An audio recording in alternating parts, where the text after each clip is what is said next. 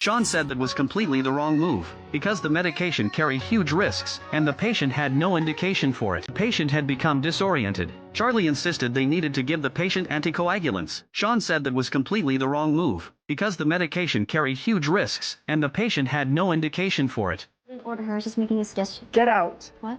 You refuse to acknowledge you made a mistake which wastes my time and endangers our patient. Please leave the patient's room now. Charlie stormed out of the patient's room. A few minutes later, Shaun came out. Shouldn't have raised your voice to me like you did. I spoke with an urgency that was appropriate to the It situation. may be appropriate to some, but as a person on the spectrum, I don't do well when shouted at. Charlie hoped Shaun would cut her some slack for her situation, and she thought she hadn't done anything wrong. This made Shaun start to wonder if he'd been too hard on her. The hospital president advised him to be a little more patient. Try to be more patient.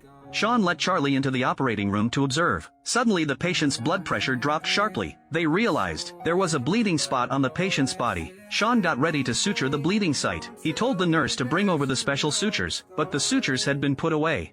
Why aren't they on the back table? I read in the Journal for Bariatric Surgery that they were rarely used, so You should have asked an attending. Suturing? I need to explain myself. Stop talking, you're distracting me. I wanted to impress you. It's a top Get journal. out of the OR. Charlie got kicked out of the operating room once again. She is putting patients at risk. She should finish her rotation at another hospital. I cannot work with her anymore. Apparently she can't work with you either. Filed a complaint against you.